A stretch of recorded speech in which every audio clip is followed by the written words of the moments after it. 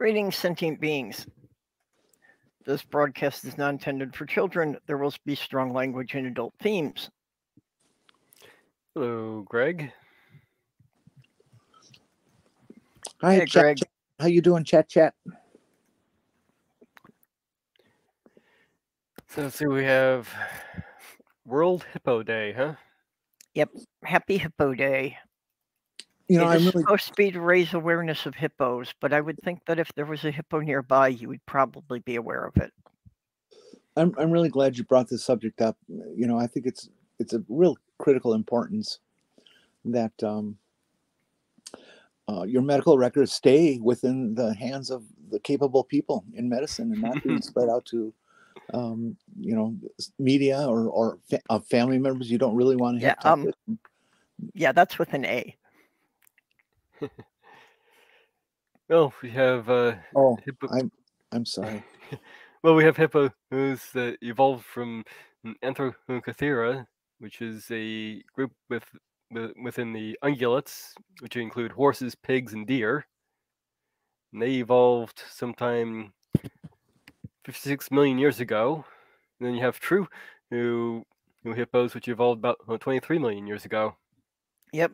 And do you know what other modern mammal true hippos are actually closest related to? Which one? I know this one. Donald Trump. Oh, come on, don't insult the hippos like that. Besides, the hippos have much better hairdos. Well, that's true.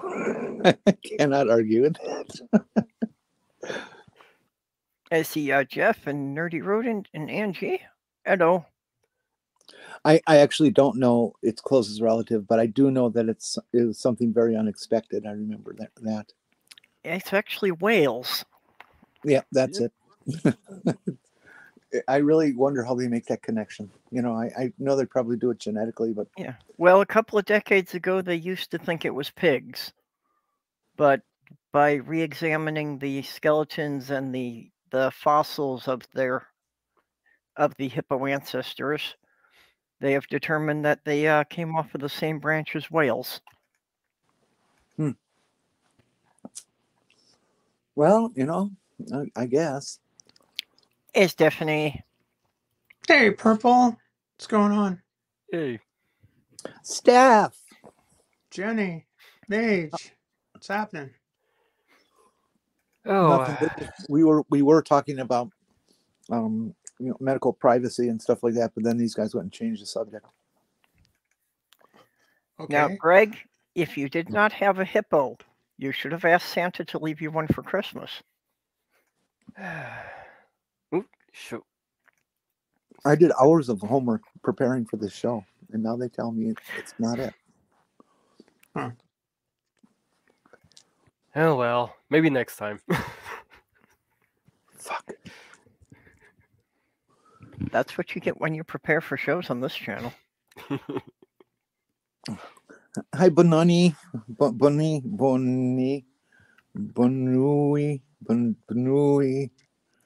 Bonui. Hi, NJ. It's a dyslexic rabbit. Cute hippos. I prefer this spelling. I use it all the time now. Well, that clip from that Quantum Leap show, I went over to Facebook, went into one of the conservative groups I'm in, and posted it there. I missed the relevance. I'm sorry. Oh, I was changing subjects. No, that's okay. I watched the clip. I just didn't get it. It was an episode on trans issues. Yeah, from watching the clip, I thought he was like jumping into a transgender teenager. No, he jumped into a transgender teenager's father.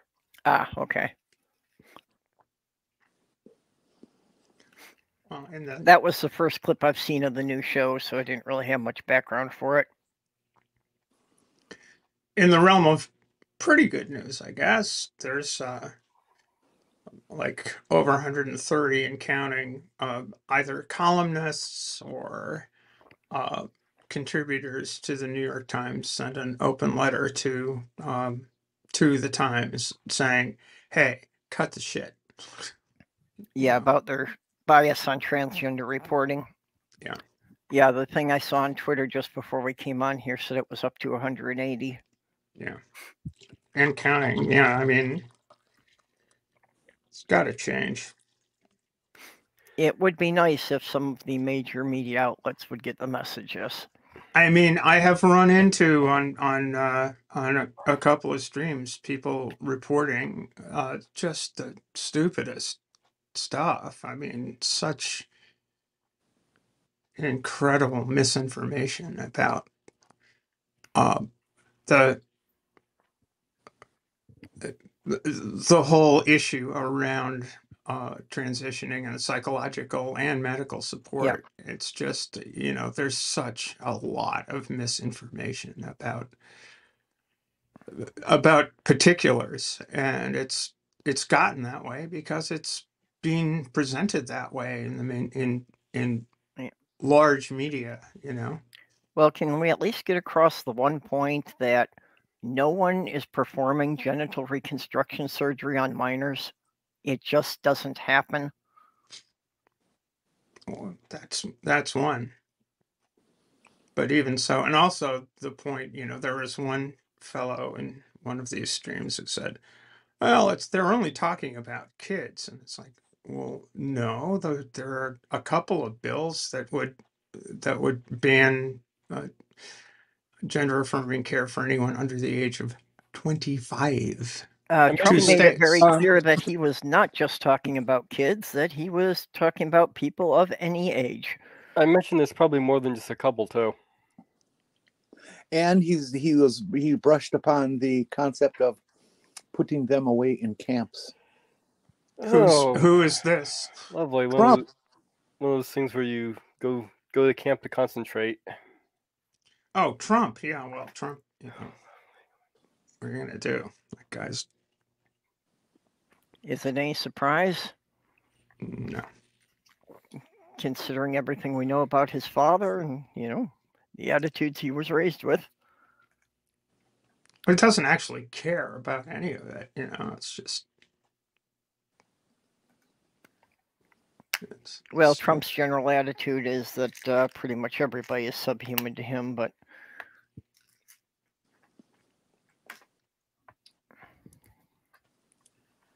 yeah, Trump's. I don't like Nikki Haley at all. Yeah, what's her qualification? I'm younger. I'm younger and just as Trumpy, you know. It's like, well, her comments about Trump, you know, so Trump is old news. He's in the past, and nobody cares about him, and you know these kind of attitudes. And it's just wonderful to hear her be so strong towards him that way. And she's not mincing her words at all. Yeah. That's what the Republican Party needs, is more people like her to do that. Well, the Republican Party is now making a big deal that if they get rid of Trump, it's going to fix the party. No, it won't. Yeah. Who else? It depends on what you mean by fix. It also depends on what you mean by getting rid of Trump. It's not Trump; it's all his followers and his little minions that suck his dick. Well, that's what I mean. But you know that most of the Republicans are acting like that. As long as they can take Trump out of the running and just have DeSantis as their nominee, that everything's going to be fine. The party will be great. Well, DeSantis will make it much worse. Yeah. Yeah, see, they want to keep all of his followers. They just want to put a veneer on it to make it sound like they're not as despicable as he is. Let's hope their own egos get in the way. Good idea, Kelly.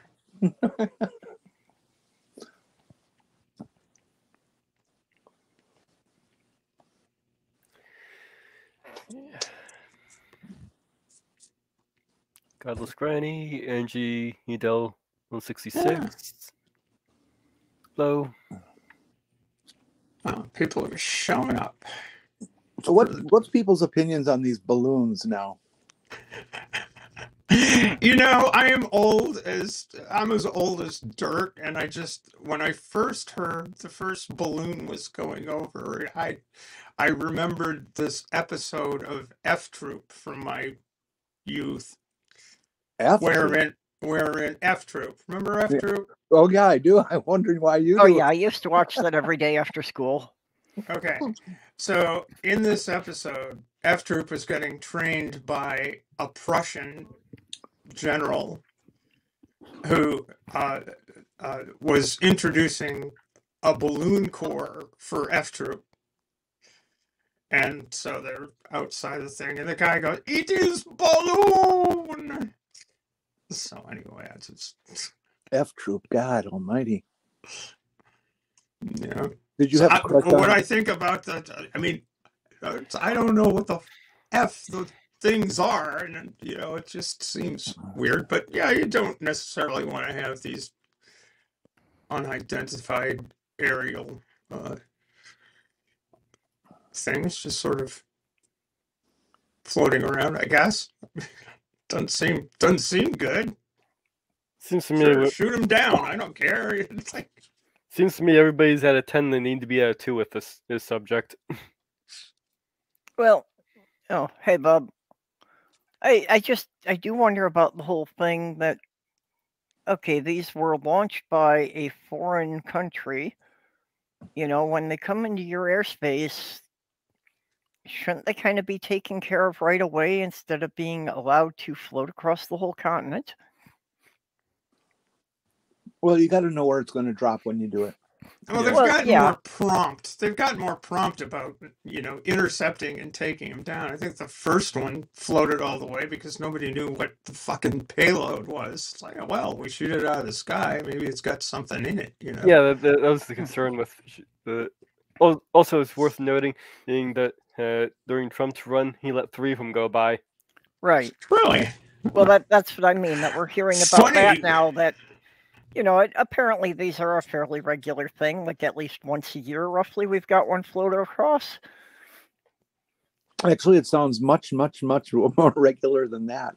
Well, I said at least, but yeah. That they have gone after right now, they've pretty much determined are indeed private party commercial weather balloons. Okay. Okay. Now, what really gripes me about this whole thing is that thing that was floating over the ocean when they shot it. You know, the missile that they used to shoot that thing down was $500,000. Oh, jeez. Okay. Why can't they sneak up on that thing with a kick-ass 30 caliber machine gun that plane has and blow it out of the sky that way? It's a lot cheaper to buy some bullets. I was asking the same thing. Why did we need a missile to take down a balloon? You know, a machine gun should be more than enough. I think you're right, Greg. They are here to steal Netflix. I think that's right. That seems appropriate. Yeah, there you go. Hello. Hey, Microraptor.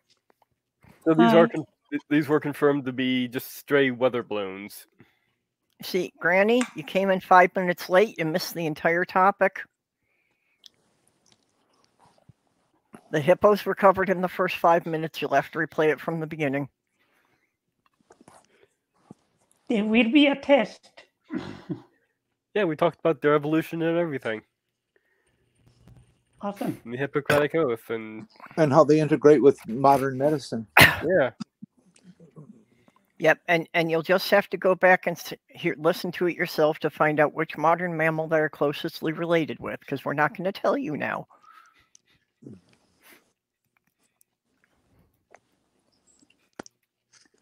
Wow. Did you know that most ulcer type medications, you know, to help calm out ulcers and things like that on a medical level, not on a roll AIDS level, come from hippo venom? I did not know that.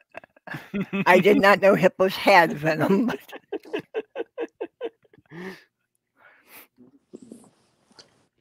Although hippos do... I discovered that back in the 50s.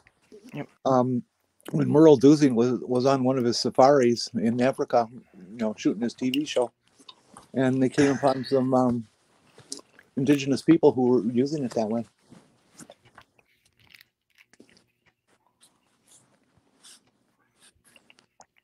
Although hippos do not need venom, hippos kill more people than any other animal in Africa, even more than the crocodiles. Oh, so we should really celebrate them.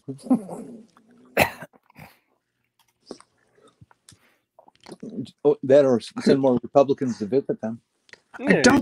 I don't think you want to piss off a hippo. No. Yeah, well, hippos are known for destroying boats if they come in the river and they've got a calf nearby. I saw this video recently of a hippo going after a boat, and here's this boat kind of starting to head up to full tilt, and this hippo is catching up to it. And it's like, holy fuck! They finally outrun it, but it took a while to make that happen. Yeah, they're fast in the water. Yeah, they say they're extremely graceful. Yeah, that was another thing that they had argued about for a long time, whether they could actually swim or if they just walked along the bottom. But yeah, they have underwater photography of them now that, yes, they actually can swim pretty well. Well, they're not really using their legs. The propulsion that hippos are most effective at, with their greatest speed that they can achieve, is flatus. Hey, Demonor, flatus? Mm-hmm. You mean farting? They're jet propelled?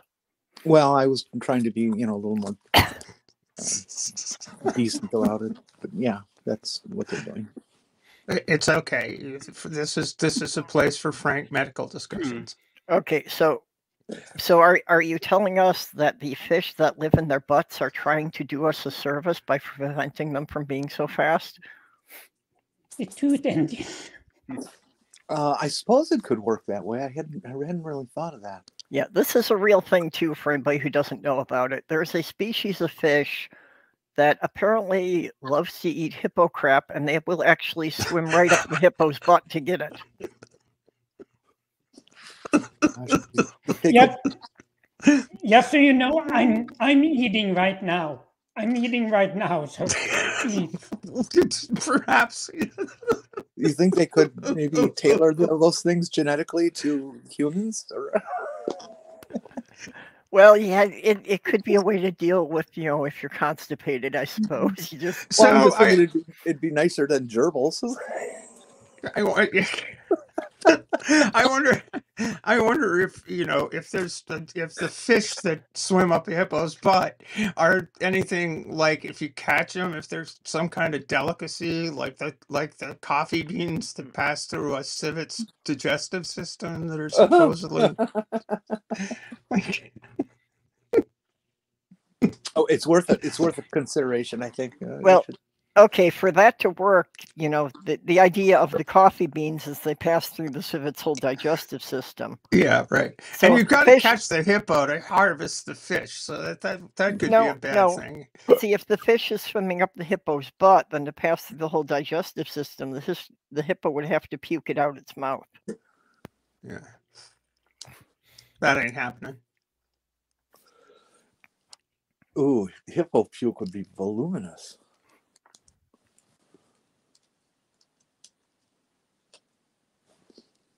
Well, this is terrifying. Hey, Alias. Okay, Greg made a good point about the balloons, though.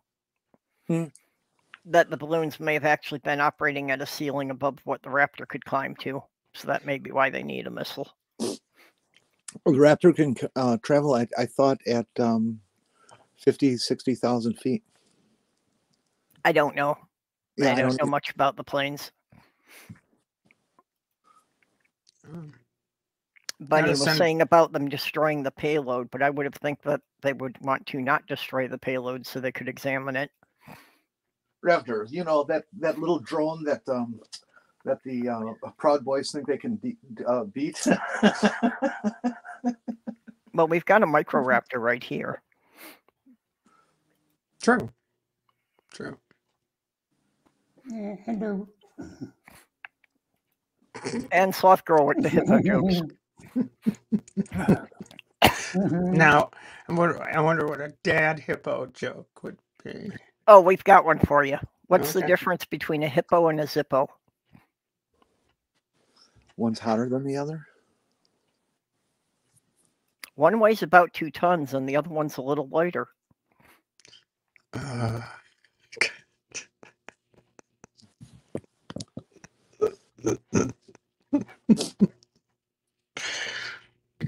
Hey, I have a dilemma. A little subject change. I have an ethical dilemma here. There's a box arrived at my doorstep today from UPS, and I go out, and it's this box, and it's labeled by the company, and it it seems to be one of those food companies that send food, UPS and stuff like that, and it comes up and it's kind of fresh, or it's ready to be prepared. Except this one is from a baking company, a confectionery, that kind of stuff. And I'm looking at it, and I noticed that it's gosh, addressed to my neighbor. Why don't I just eat it and not tell them? So, go ahead, talk amongst yourselves. Because that would be theft. No, it was given to me. UPS decided I should have it. Yeah, but your neighbor's still going to get charged for it because they're still going to claim they delivered it.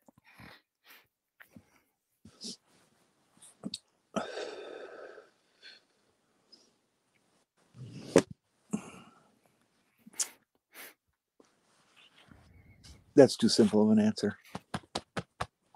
You can have my share of the coffee.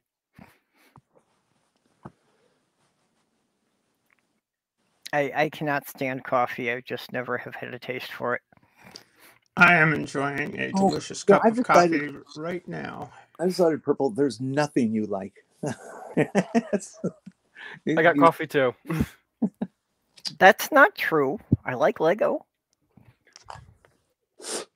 Actually, there's a lot of food I like. It's just not things that most Americans like, I guess. Too much holdover from my last life being British. Oh, you're a great paste kind of guy, huh? Well, I drink tea all the time. I don't drink coffee. I can't stand beer, but I love a hard cider. I'm being very annoyed that I can't find a brand of hard cider in the city that I like. Oh, that's too bad. I like the Angry Orchard green apple. Angry Orchard's good. I like it. I don't care for the Angry Orchard. The two brands I really liked were Woodpecker or Hornsby's. And I haven't been able to find either of them at any of the liquor stores around here.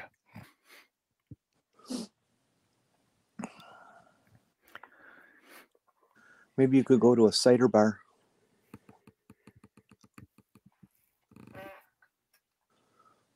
A bar that specializes in only ciders and cigars.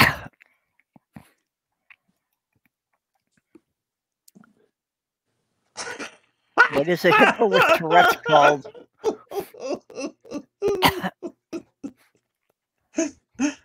Oh my. I like it. I like that a lot. That's good. Sloth Girl, did you just make that one up?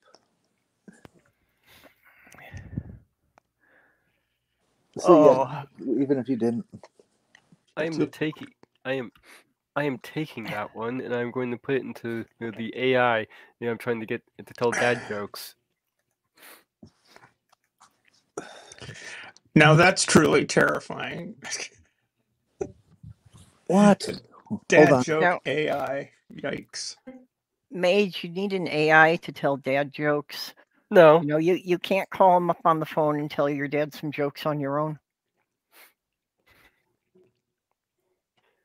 Nope.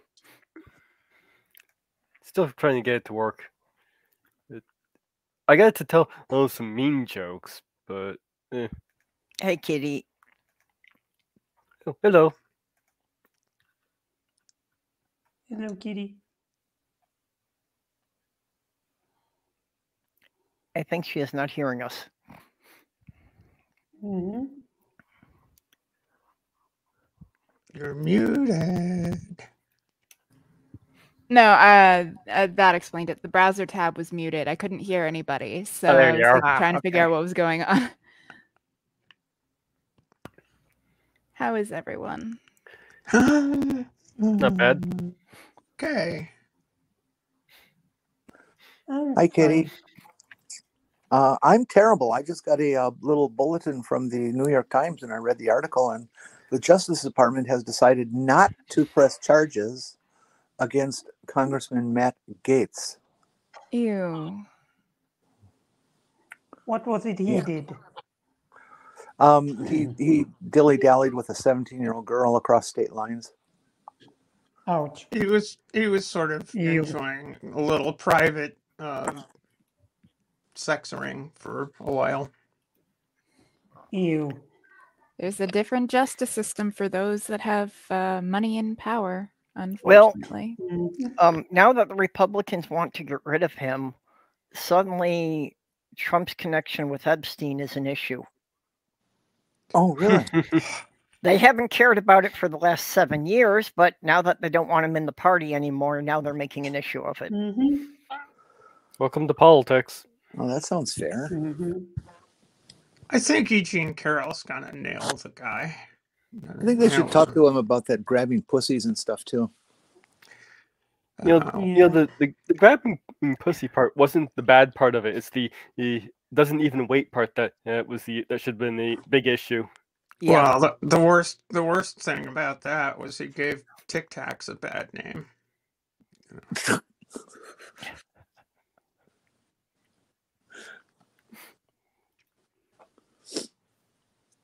I went Oh, to that the was so zoo with my disgusting. That dad. whole episode was so fucking disgusting. It's like, Jesus Christ. It's and so many people just sort of laughed about it. It's the same, you know, this culture of you know,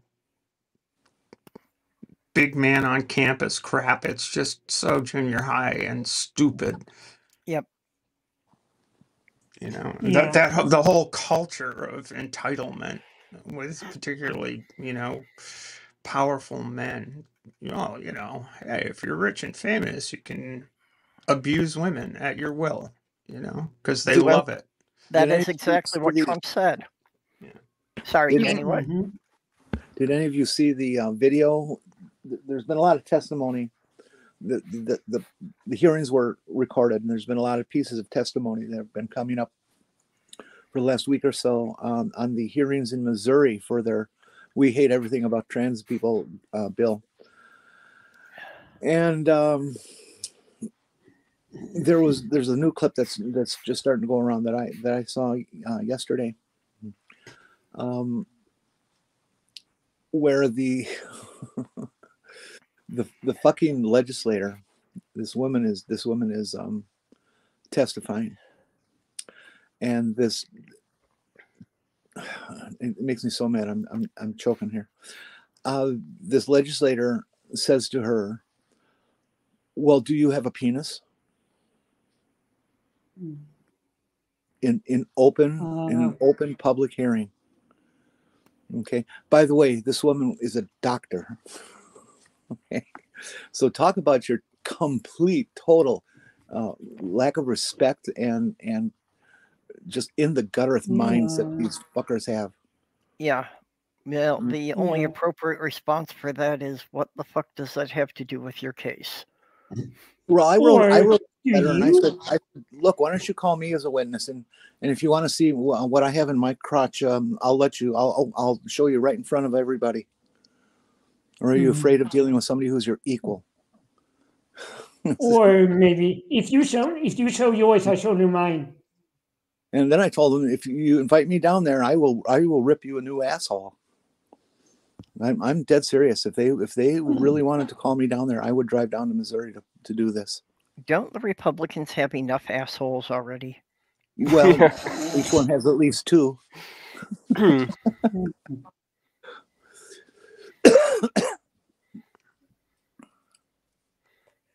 It was just disgusting. And yeah, if you happen to see it, watch it and just be absolutely angered. Yeah, personally, I think we need to address the issue of the epidemic of rectocranial inversion. Too many people with their heads up their ass. Yep. Well, and the claim that transgender is something that the woke just invented in the last couple of years. I think there's a couple of people here who would dispute that, huh? Maybe. Mm-hmm. No, Yeah. I've been lying to you guys for the last 5 years. I just changed now because I saw something in National Geographic. It's been more than 5 years since I've seen a National Geographic, actually.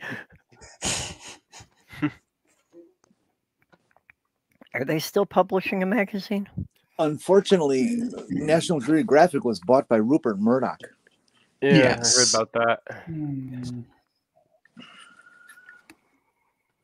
Well, I know they have their own, Nat Geo streaming service.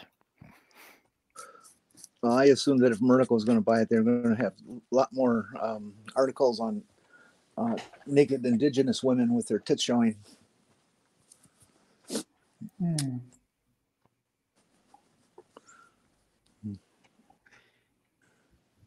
Craniorectalis. Rectalitis. Yeah, that makes sense. Yeah, that's good. Yep. You got to change that itis because itis implies infection, inflammation. I don't know. Well, In a way, it's no. an infection, I guess. Oh, Sloth Girl is prompting me about the other despicable news item that I was telling her about last night. That Iowa has passed a update reform, I don't know what they would want to call it, about their labor practices. And a big part of it is covering child labor. Oh, yeah. So that it's allowing people as young as 14 to work in hazardous industries like mining and heavy industry. Or in Iowa, a lot of the desire is to get kids into meat processing plants, and Yeah. playing with knives because so many people get hurt and stuff there, and they pay so badly for the gross job that these people do that they can't keep people very long, and many of them are immigrants, and so the plants get raided on a regular basis by the INS. It's just a complete mess. It's fucking Iowa. What do you want? My brain just went to that whole meme of how you doing, Iowa? Something shows up. Jeez. I don't know if you've ever seen that meme before. Yeah. Yeah, let's have child labor back. We need that. That's a So people say, "Oh, you want to drag the country back to the 50s," and what they mean is the 1850s, not the 1950s. Well, not just child labor, but let's put the kids on the jobs that the adults are too smart to take. Yeah. Well, I think they'll also use kids to be out there harvesting crops. Although most of Iowa is corn, and that, of course, is mechanically done, but there's still lots of things that they do that can tolerate manual labor. Well, I'm sure a lot of it is the meat packers, because I think that pork is really Iowa's number one, cash producing thing.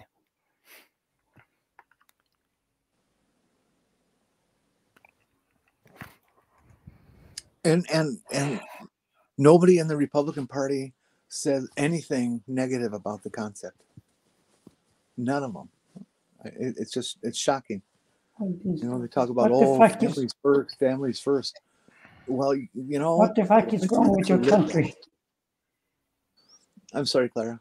Go ahead. What the fuck is wrong with your country? Republicans. Yeah, Republican for your whole country. I don't know which. Yeah, well, the problem is that the whole country has gotten so right, that even the Democrats, we don't have anyone who would be considered a centralist anywhere else in the world. Yeah, even our Yeah. Democrats are center right. Yeah. Hi, Tina Jones. Hi, Tina. Hey, Tina. Hey. Tina had accidentally gotten blocked from the channel, so I'm glad we got that fixed. Yeah. Good. What did she do wrong? She didn't do anything wrong, and that's why I don't know how she wound up on the blocked list. So at some point, somebody doing moderation must have slipped and hit the wrong name. Go. Mm-hmm. Yeah, that does happen. I've done it myself.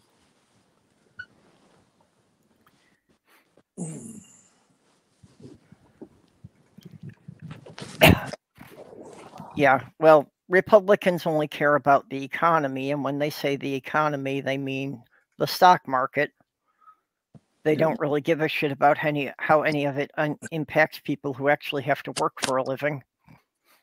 Did you know, this is a little tidbit I learned too recently, that the various congressmen, are like 6 or 8 different congressmen, well, I should say politicians, I think they're senators too, talked Trump into pulling us out of the Paris Accord, climate accord. And they received $10 million worth of donations at the same time. Isn't that just amazing? Yeah, I just saw a meme about that like an hour ago.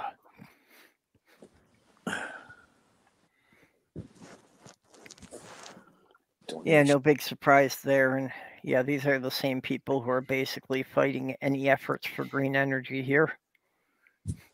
Mm-hmm. Mm-hmm. Yeah, they haven't figured out that when the planet dies, no matter how much money they have, it's worthless. Yeah, well, you've got that waterfront property in Florida, and if climate change happens, you can just sell it even when it's underwater. Good old Tucker I have Carlson. waterfront. That was Ben Shapiro, right? It's H Bomber guy with one of the greatest videos ever on YouTube. Well, these people will probably be long dead by the that time happens. Well, that's the whole thing. They figure if anything happens, as long as it doesn't happen in the next 50 years, they'll be dead, so they don't have to care. They don't give a damn about the future. I have, and then I have waterfront property in Florida, except it's in Georgia. Not right. No, but I mean, they're the greedy capitalists that only care about like the next quarter. They don't care long-term thinking. But then there are also the fucking insane religious nut jobs that are like, well, rapture's coming soon, Armageddon, end of the world. So why should I care? So we're kind of like fucked by 2 separate groups to the same end, but for different reasons. Yeah. You got Jesus coming down in clouds of glory any minute now. That kind of crap. It's Jesus. It is not an insignificant percentage of the American population who is just waiting because they are always sure we're in the last 15 minutes of the end times, and they've been sure of that for the last 2,000 years. Mm-hmm. Any day now for 2,000 years. You said Jesus coming down in clouds of glory, and for some reason my mind and warped that into Jesus is glory hole. No.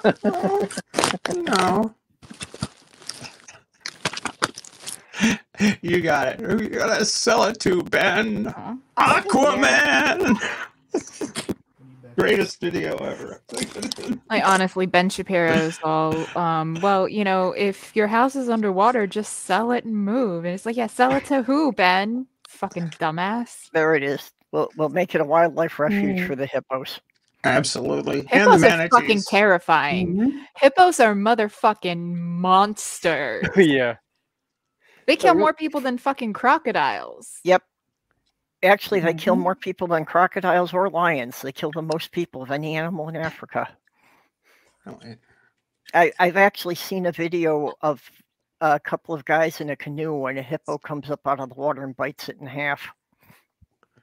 Just Hi, smashes the Jason. boat. I'm laughing, but I wouldn't want to be in that canoe. No. No. Yeah, it cuts off there, so I don't even know whether or not the guys got out of the water alive.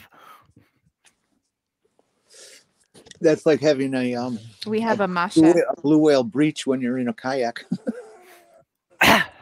Aw. Oh fuck! Wabbit. Hey. Okay, we have a floofy. Yes. Hi, This is Floofy. Masha. Masha is one of my son's guinea pigs. Oh, hi. Hi there. Aw. You're so cute. Little potate. Nice. 2 little Okay. potates.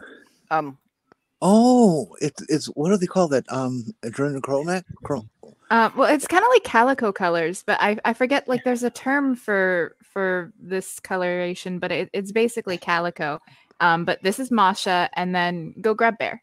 Yeah, well, I know what Jenny's saying too, though. There's a specific term for when the face is, half and half different colors. Yeah, in human that manifests as the folks with 2 different color eyes. Yeah, heterochromia for Yes, humans. that's it. Also, there's chimerism, which I actually did a paper on in college, which I'll get into in a minute. But then this is Bear. He looks just like a little bear. Aw. He's so Yep. cute.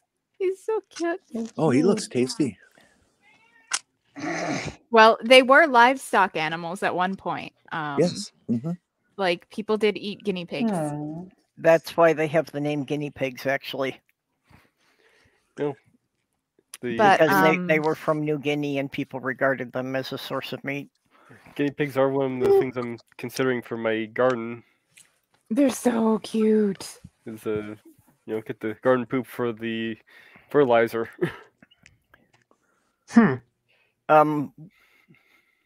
A couple of decades before it was legal anywhere, I had a friend who had his own crops growing in the basement. And when people asked him how he managed to do so well with them, he swore by guinea pig droppings and nail clippings as being the best fertilizer. Huh, I interesting. wonder about the nail clippings, but I mean, I guess. That's just carrots. Okay, so going back to that, there's a character. He's one of my favorite characters in an anime, and I actually have my AirPod case has him on it, where one of his eyes is turquoise, one is gray, and then half of his hair is white and half is red. And he was born that way. And like my headcanon, like how I scientifically justify that he was born looking that way is that he is a chimera. It has happened actually in people where very early on in embryonic development, you'll be a twin, but you'll fuse. And so there will be babies that are born where their colorations are different, like straight down the middle, where they'll have a different skin color and everything. And there was actually a case that happened where a woman was going and she had to go to court for child support with her baby daddy, basically. And they did the DNA test and they were like, yeah, no, this guy is the father, but you're not the mother. So they're like, what, did she steal the kid or something? And so like it was a big deal, but she happened to be pregnant at the time. And so the judge did a court order where there had to be someone to take a DNA sample from her and the baby as soon as it was born. And the DNA didn't match. It said she wasn't the mother, even though they were there in the room when the child was born. Turns out she was actually a chimera, and different parts of her body actually had, like, she had 2 separate sets of DNA in her body. We have someone in our community who is that. I think it's crazy cool. And all of us know, but I'm not going to bring up their name. That's a good explanation for him, though. Right. So, and like also in this world, everybody has an ability. They call it a quirk. And well, just about everybody. Yeah, just about. And so his father had a fire quirk and his mother had an ice quirk. And his father basically kind of did a eugenics because he was trying to create the perfect heir, because his father, the downside of his ability is it would overheat his body and he would reach a hard limit where he couldn't use his ability anymore. So he found someone with an ice quirk and basically bred them to, make the perfect heir. And Shoto ended up being that because he actually has two, fire and ice. One hand can do fire, the other ice. And I think it ties very well into the chimera that he was a twin, and one had an ice quirk, the other a fire quirk, and they just fused together very early on in embryonic development. I love using science to explain shit like this because that's good. Like it fits, it makes sense, it's perfect. And I love the sad boys with the tragic pasts. I can't help it. I like damaged men. and this is from My Hero Academia. If anybody wants to go see the show, it is so good. It is such a good show. It is one of my all-time favorite anime. Yeah, I've been really enjoying it myself too. I hear that one referenced a lot. I haven't seen any of it.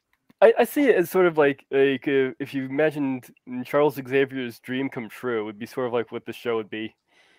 Because basically in it, like some 80 to 90% of people have abilities. And it's actually those that don't have abilities that are the minority. And you have like an entire society where you have heroes and villains, and you have a school where you go train to become a hero, because just because you have an ability doesn't mean that you're really capable of like stopping a villain from doing bad things. So, you have to be licensed and go through a training program to be a professional hero, and there are agencies for said heroes. But like I said, there's also villains, and there's a lot of angst and drama, and like my poor heart has been broken by that show so many times. Like I am very attached to some of those characters. Okay, so do you have to have special training and get certified to be a villain? No, but it's kind of dog eat dog. Like you'll either work for a bigger fish, like either joining the mafia and like, chilling with Kai Chisaki, or hoping that Tomura doesn't get pissed at you and decide to disintegrate you on the spot. Or that All for One won't steal your ability and then kill you.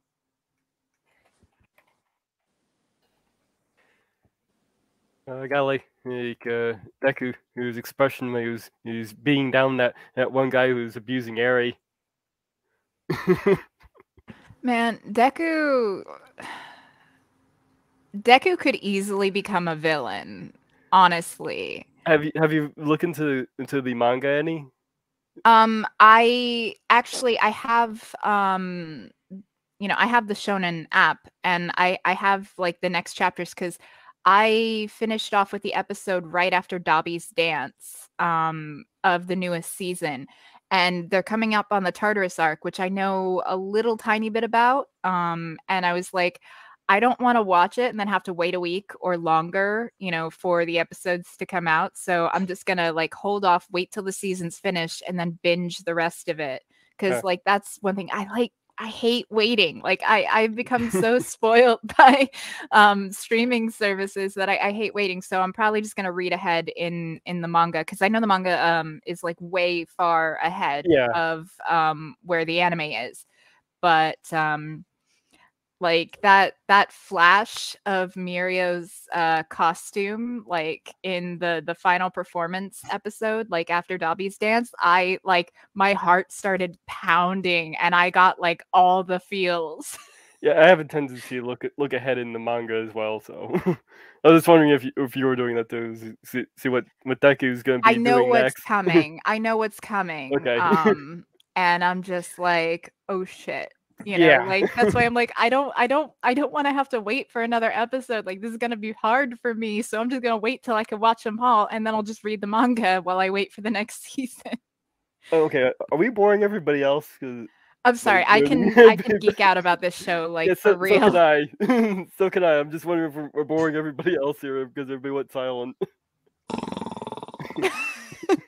Well, I know that there are a lot of fans of the show. I don't know anything about any of the characters. It's definitely one worth watching. I actually found another anime that it just started, and it is really cute. Like normally I'm not one to go for like slice of life type anime. Like I prefer like something with a little bit more like I like darker stuff, and I saw this and Michael recommended it to me. He was like, watch the first episode of this and tell me what you think. So I watched the first episode and I'm like, oh shit, I need to watch this. It's called Sugar Apple Fairy Tale. And it's already dark because in the world, fairies exist and they're, they're real, but they're also enslaved. Humans basically overpowered them because they found out that if you take a fairy's wing, it's kind of like their heart. And if you damage it, it hurts them. If you destroy it, they'll kill them. So all of the fairies, even though they're stronger than the humans, are slaves to the humans because, the humans had the numbers to win the war, basically.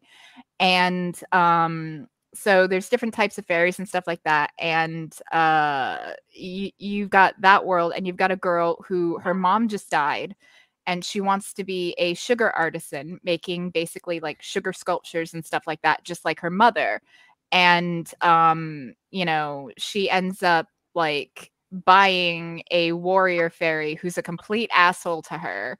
And she wants to be friends with him, but he's like, how can I be friends with you? Like, literally, you own me. And she's like, yeah, fair point. So, it's really good. And I don't want to spoil anything more than that, but Right. I definitely, anyone who has access to Crunchyroll should definitely check it out. Like the first 6 episodes out, I think, in the sub, and I think the first 3 are out for the dub. Like the dub is a couple episodes behind, but it's coming out as well. I haven't seen that one yet. I'll have to check it out. Yeah, no. It's good. Like, and like there's betrayal and all kinds of, it's so good. So Yeah, good. When I got into that was kind of outside my wheelhouse of genres was Zombieland Saga. I don't think I've seen that one. It's more of a the kind of K-pop group, but it's made up of zombies. Oh, that sounds interesting. Yeah, it starts out with the lead character getting truck-cooned. Truck-cooned. Do you watch Mother's Basement? Yes. That's how I Jeff found. is That's how great. I found the Sleepy Princess in the Demon Castle, or whatever the name was. I probably screwed that up. Yeah, no, I love his content. He cracks me up, and I will check him out to like get an idea, because I don't watch a lot of anime, but I'm a little bit picky, but I like where he can just give you a list of, all right, here's like the best and worst of the year, or here's some guilty pleasure anime, and I'm like, oh yeah, that looks good, or let me check that out. I actually have watched a lot of anime though in the last couple of weeks, since I stopped like following the news daily, and I've been like focusing more on like my mental health and well-being, because reading the news and keeping up on everything every single day since 2015, I was starting to burn out. So let's see, in the last 2 weeks I watched all of One Punch Man, I watched all of Jujutsu Kaisen, I watched all of Demon Slayer, I watched all of Attack on Titan, and I feel like I'm missing one. Oh, Haikyuu, the volleyball anime. That one was really good. Like Kuro is my best boy in that anime. Like, I actually heard of Zombieland Saga from Gigak.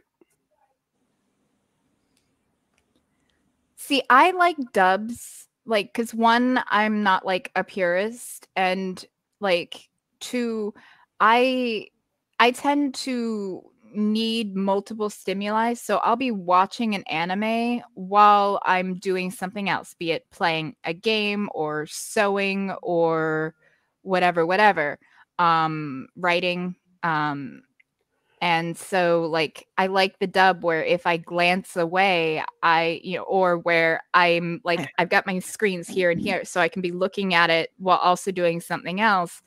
I don't miss anything if I happen to glance away for a second, Yeah, I have trouble with subs, since I have trouble following the words on the screen and the action on the screen at the same time. I have that problem too, that if I'm reading the subs, I'm missing half of what's going on. See, I have subtitles on even if it's in English, but like that's just me. I always watch things with subtitles.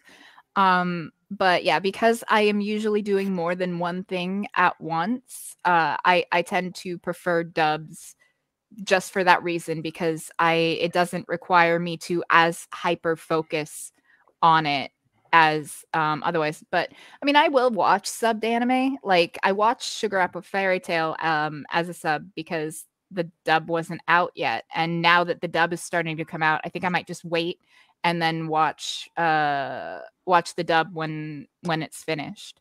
Yeah, I can watch subs, but it usually takes me a couple goes. I mean, you're not wrong, Microraptor.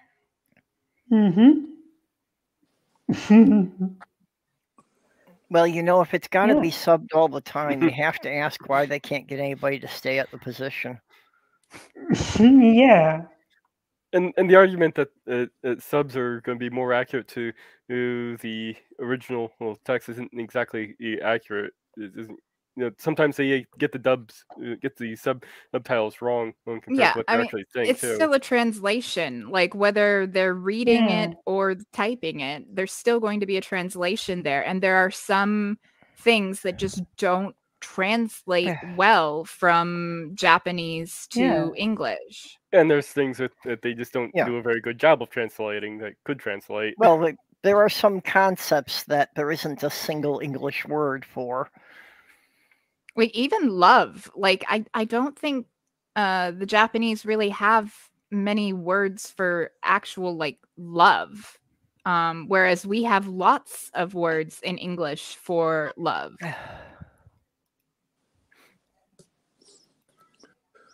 Okay, trivia question. What do you call a group of hippos? I have no idea other than like death walking. A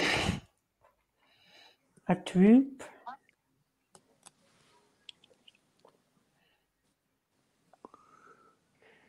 Okay, we'll have to wait for Soft Girl to bring the answer up.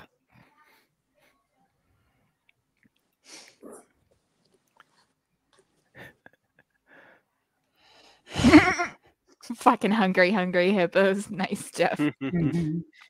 Okay, somebody had to make that reference at some point, yes. Yeah. A group of hippos is a bloat. Well, I mean, the bodies that they leave in their wake will be bloating very quickly when decomp sets in. Well, they look kind of bloated to start with, so. That too. So checking, I have 80 pages and 41,176 words on this fic that I'm working on, and it actually takes place in the My Hero Academia world. So that's why I was saying like it's really got my creative juices like flowing, and I'm writing a whole ass fanfic novel right now.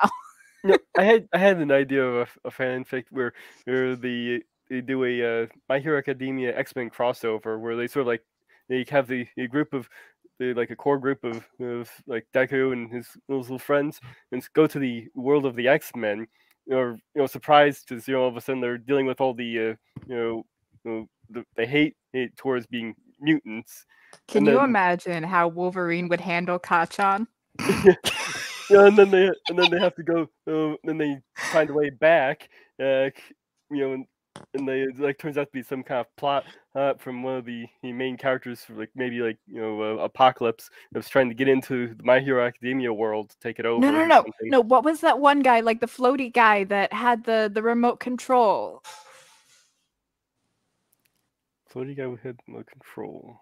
Like he like pulled in like fucking heroes like for like his amusement, and like fuck, I'm gonna have to figure this out. Hold on.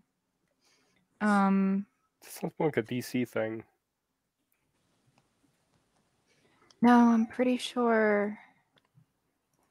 Okay, is peacock a synonym for microphallus? Oh, like I said, it was that Quantum Leap episode was on the Peacock. If you can figure out some way of watching it, even if you have to watch it with a little yo-ho-ho and a bottle of rum. Yeah, I don't know how to do those things. Yeah. So a group of peacocks is a bouquet.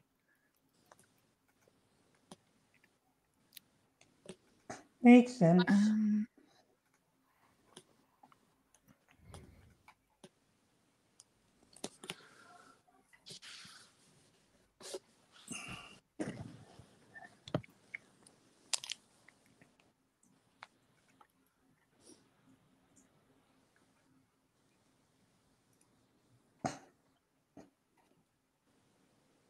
It's a group of bunnies. Yeah, lately I've started picking shows. I don't watch a lot of TV, so I'm not really binging stuff. I just like watch a couple episodes a night. Mhm. So lately I've been picking stuff based on what most of the writing channels keep referencing. My Hero Academia is one of the ones, so I have to get to that one eventually. Actually, last night I just finished with well, it's not an anime, it's just a Disney cartoon of Star versus the Forces of Evil, which is an interesting one because the first season's kind of light and silly Disney stuff. The fourth season gets pretty dark.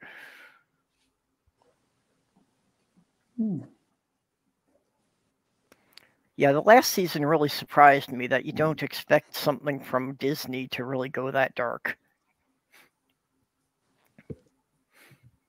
But it gets into there's a lot of overtones about racism in it.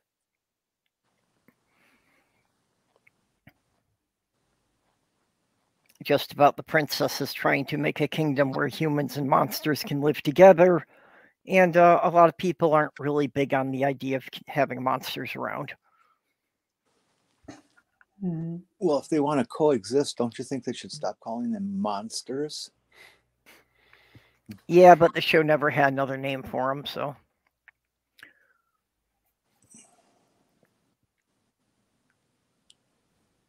It was MODOK. Oh, never really been a big fan of MODOK.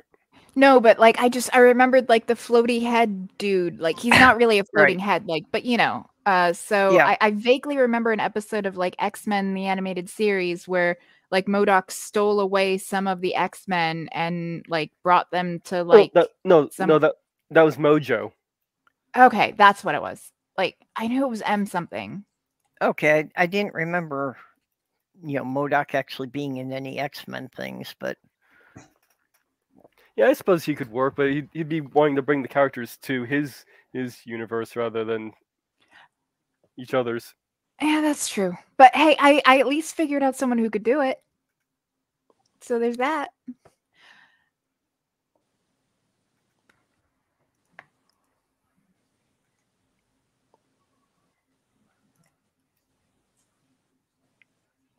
Oh man.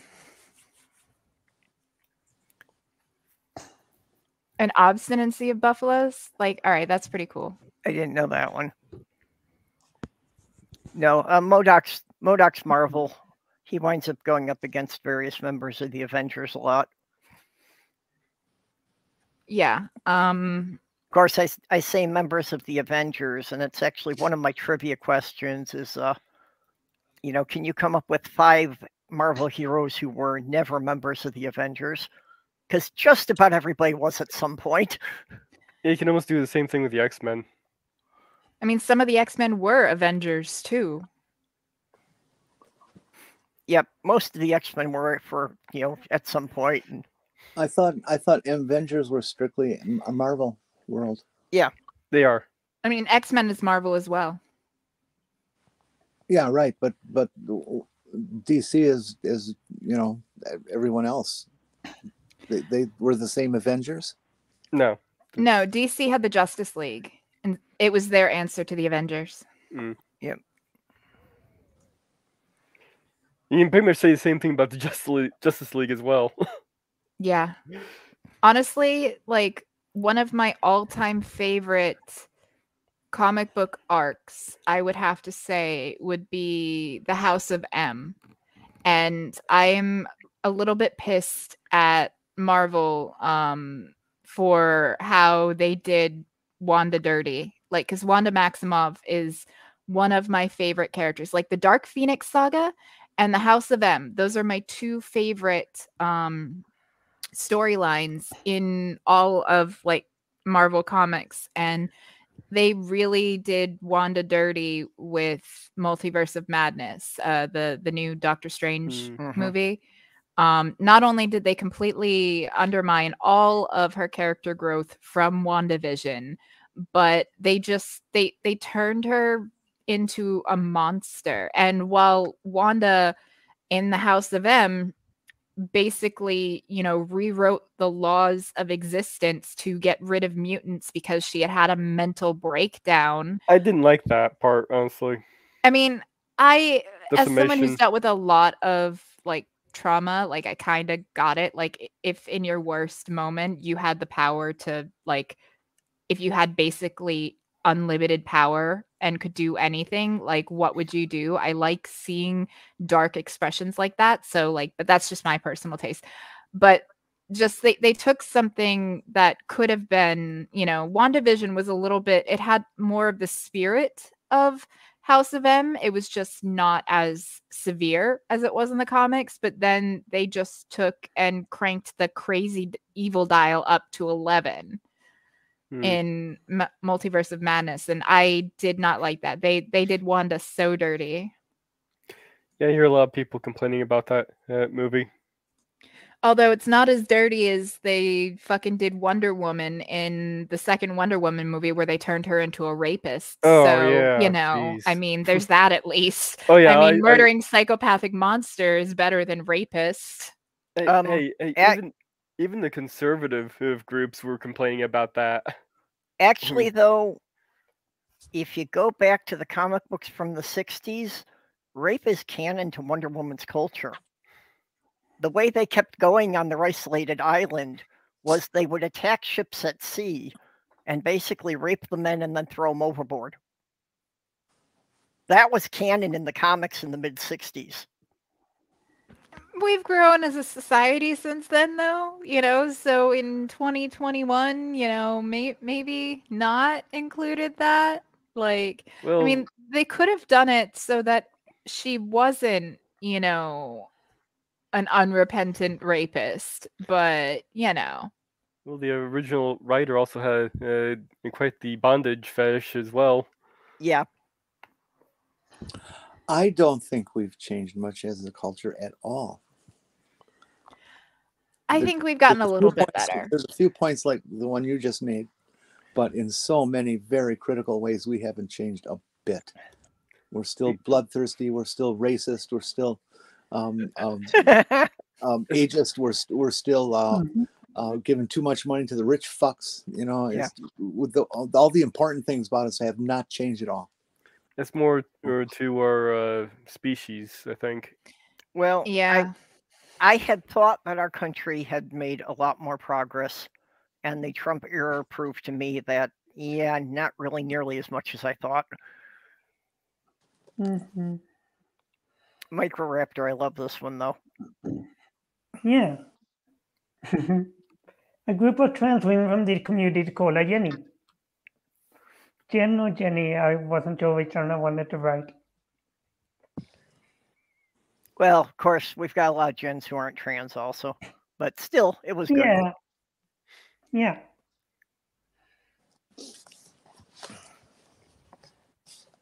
Actually, it would be Jen, Jenn. You don't have to include my little I that I use.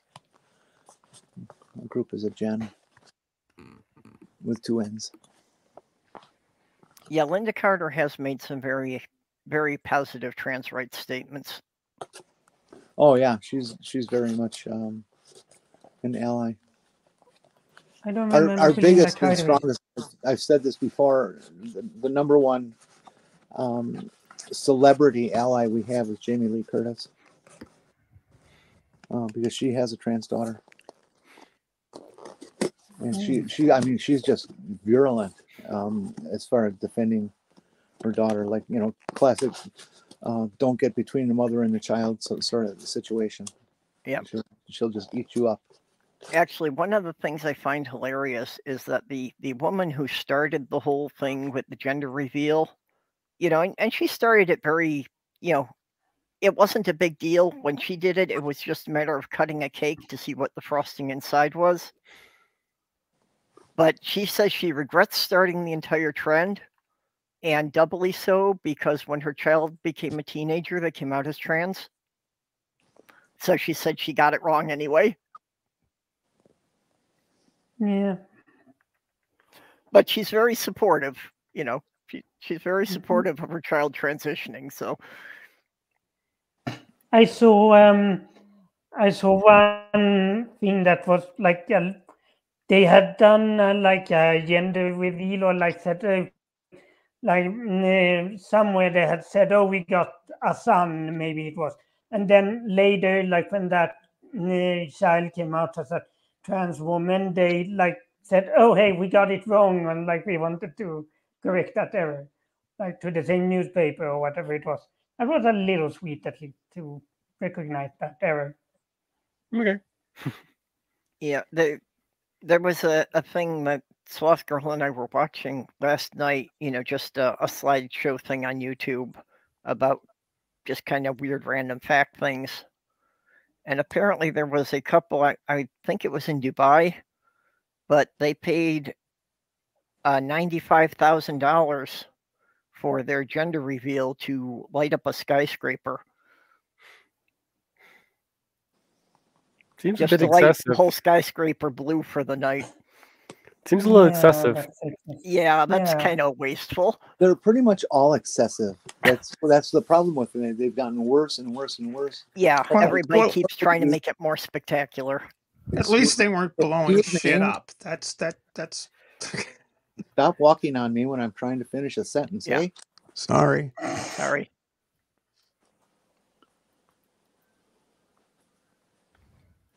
Being quiet for 20 minutes. Sorry, I stepped on you.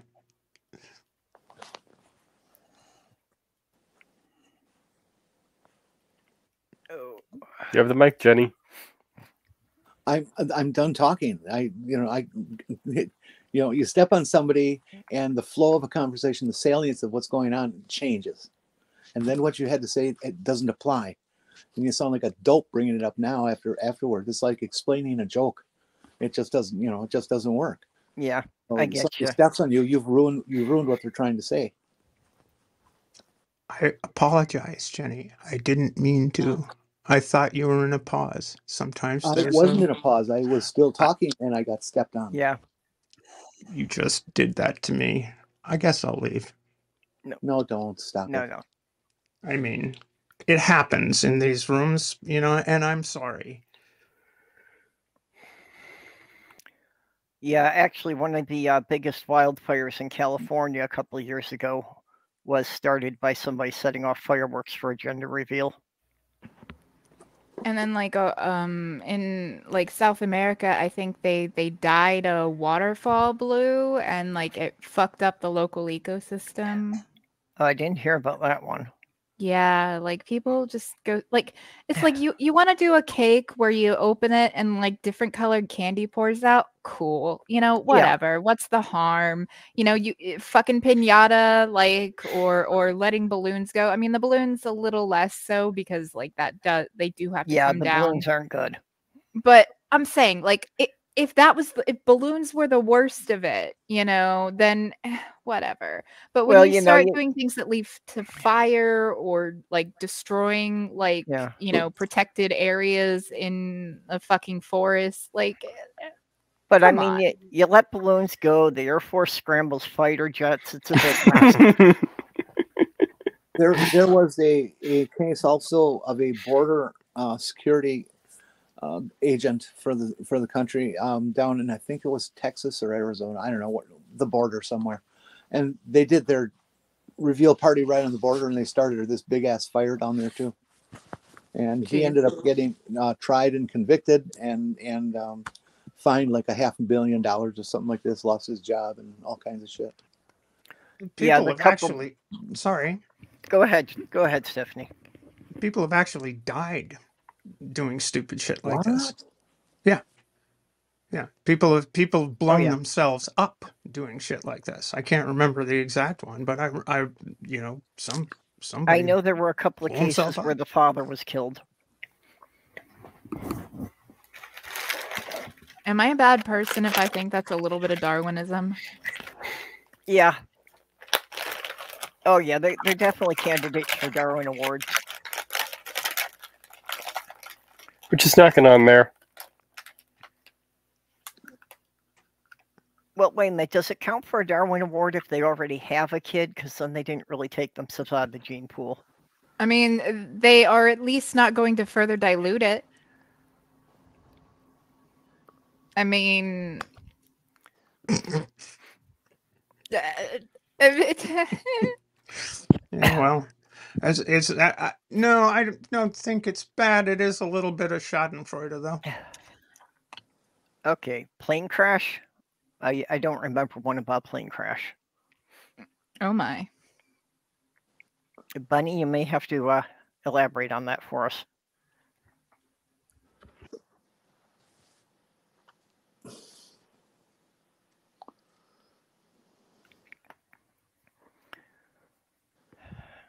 But yeah, you know, it's all the one-upsmanship that everybody has to do something that looks, you know, bigger and more impressive than the last one.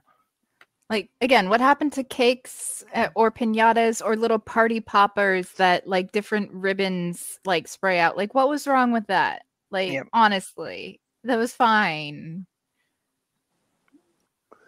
One of the more ones I saw was some guy who had, oh, what's that shit called? God, I can't remember. It's this explosive that as soon as, like, if you shoot a bullet at it, it explodes.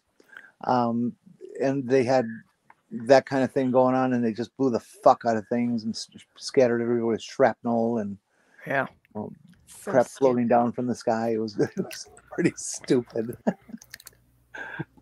Thinking about it, it probably should be referred to as more of a sex reveal than a gender reveal.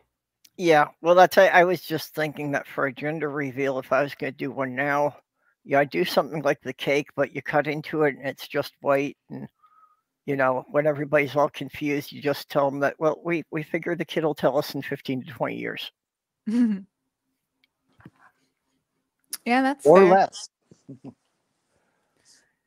One of the people who testified in those Missouri hearings was a father who, God, actually, he broke down in tears testifying. They have a trans daughter, and when he was like 4 years old,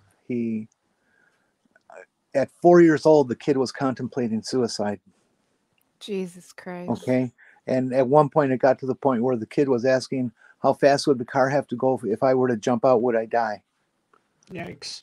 And then the kid took off his seatbelt and started reaching for the door. Then they got him treatment, and you know, everything's been fine since. And these legislators just sit there like, yeah, sure, so what? You know, it's like, how fucking cold do you have to be? Well, they don't see them as human. They don't see trans people as humans. So when you consider someone less than human, you don't care if they remove themselves from society. I think they need to sit down and have coffee with some of these trans. I don't think it would change. They have a fundamental lack of empathy, not just for trans people, but especially for trans people. I agree. There's people, for my money, and observations I've made over the decades, is that the people who go into the conservative end of politics, the more conservative they get, the more damaged they appear to be in terms of their upbringing. When you sit down and talk with them, and you know, they talk about their abusive father or their abusive mother, and you know, all the terrible things that happened to them, and you know, how we got involved with guns at 10 years old or shit like that. It makes people crazy at that age to do that kind of stuff to them, and not have any compassion or love to the child in place of it. So where does that lack of empathy come from? I don't know. I think whoever said it just now was right, that you know, they just don't care. And I think that if a child is shown that in their environment, they grow up that way. To address where does it come from, I think it comes from fear. I think it comes from what's the right way to put it? An internal sense of revulsion. Like there's a great deal of insecurity when it comes to issues around one's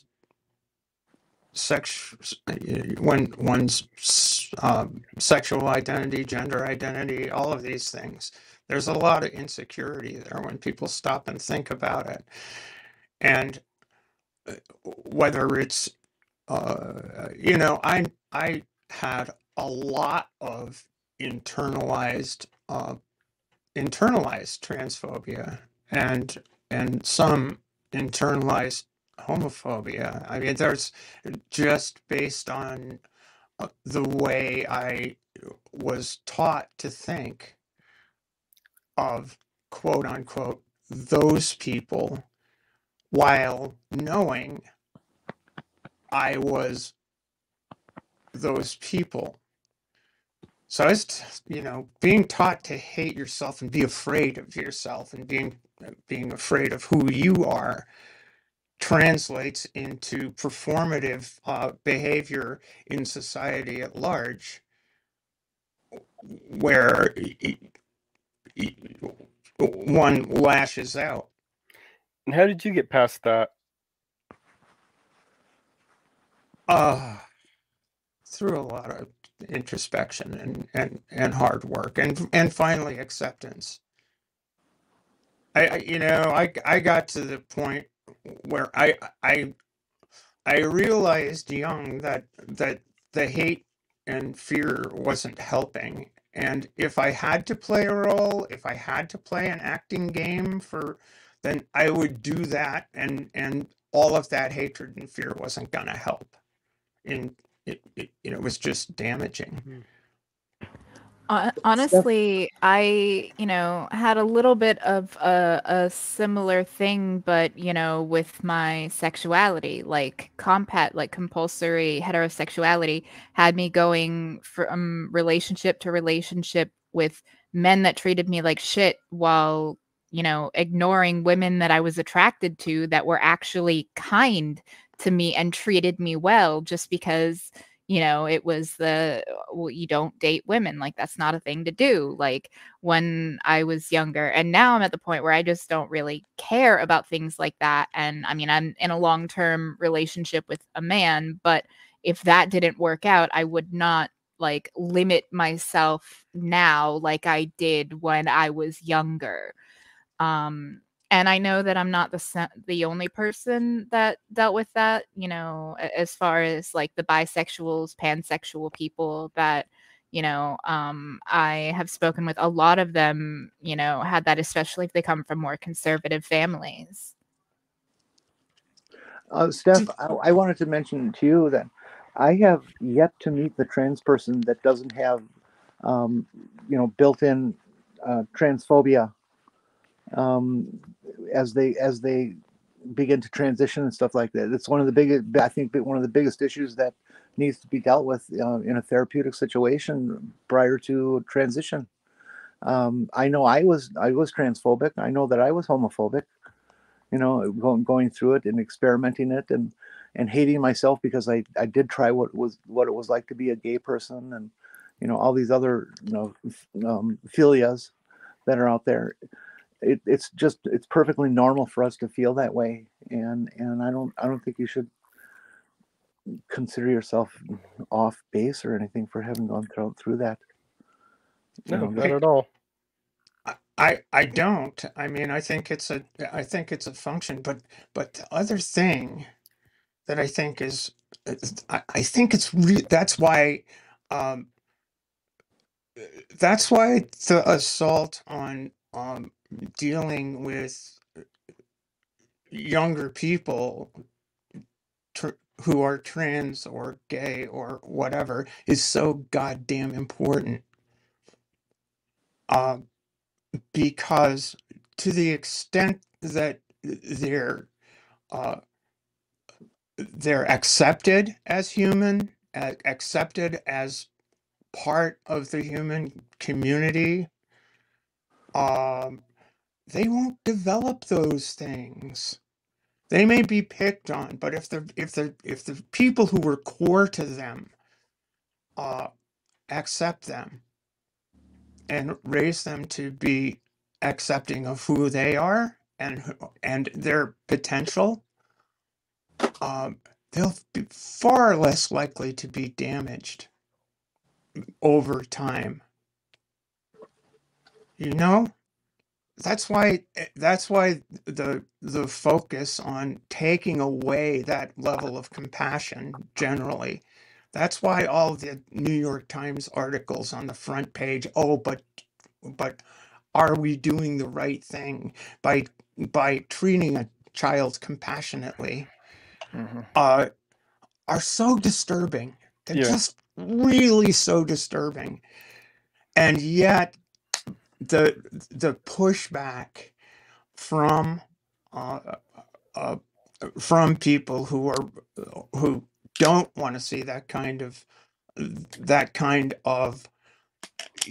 best practices, accepted best practices from every major medical organization who have spent the past 35 years delving into this issue for those children.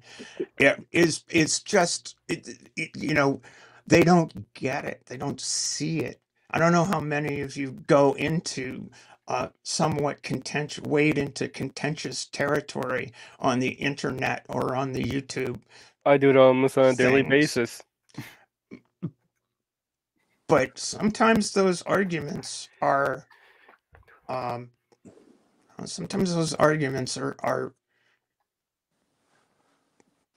tough to make, but important to make. If not for the people who are, if not for the transphobe in the room who's being an asshole, but for the other people to see, hey, this guy's being an asshole, and maybe change your mind.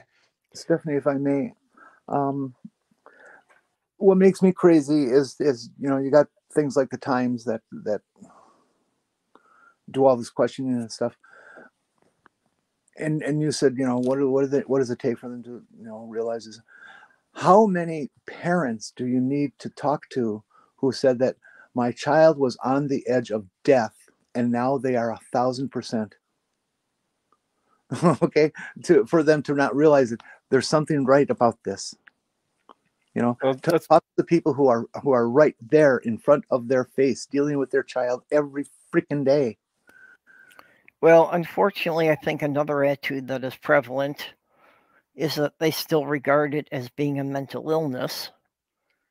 Yeah. And unfortunately, I think that for a lot of them, they think that, if they drive them to suicide, that takes care of the problem. Well, going with what Jenny said, that's what I was kind of getting at. Them talking to the parents isn't going to do anything. What they would need to do is talk to the kids. The people who actually going through it. Absolutely. But they won't even talk to adult trans people in a political hearing situation. And that's exactly the problem. They won't even talk to legitimate doctors about trans people. They only talk to the charlatans who say they're experts on trans and have never even treated a trans person on any level. That's exactly the problem. That's why I think was where the lack of empathy is coming from. They don't have that connection, that human connection between the person who's trans and themselves. Yeah, well, they start out with the assumption that this person is somehow broken and they need to be fixed. Tina, I'm really sorry to hear that. I had a father who wasn't quite that bad, but he was absolutely the bane of my existence. And it's really damaging to have a parent that's that way.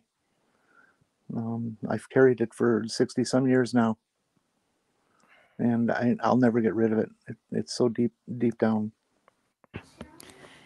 It really sucks, when one or both of your parents cause trauma for you. I mean, I have my own issues with my parents. Like my mom, I get along with them okay now, but both of them definitely left their fair share of marks. My mother was kind of abusive, and my dad was all right as long as he wasn't drinking. But when he was drinking, it was not good at all. Actually, when I was 17, I left home for about 3 weeks because I'd gotten into a fight with my dad. He had been drinking, and my sister was about to go out with an older boy that I had heard bad things about. And, you know, I don't know why they were going to let her, but I, snapped and I was like, look, I don't want what happened to me, namely, a sexual assault, to happen to my sister. This guy's got a bad reputation. And my dad looked me dead in the eye and said, well, you had that coming. And I said, nope, I'm done. And I went and I packed a bag and I fucking left immediately. I went and stayed at a friend's house. Like, I texted my mom and let her know that I'm not coming home. And it wasn't long after that we got the news that my grandmother's health had taken a turn for the worse. And he apologized to me. And he actually didn't drink again after that. Like, that was kind of a wake-up call for him. I wish I had the guts that you had in my youth. That there are so many times in my life that I look back and I see where the opportunity arose that a discussion about a person and sexuality and blah blah blah could have happened, but I was too afraid of my parents to talk to them. That I was always felt like under threat of physical punishment, and I just couldn't. And I could take a hit, if it came to that. So, I didn't really have fear on that. And honestly, when I didn't tell my parents about my sexual assault, my mom found out about it because she went snooping through my things and read my journal.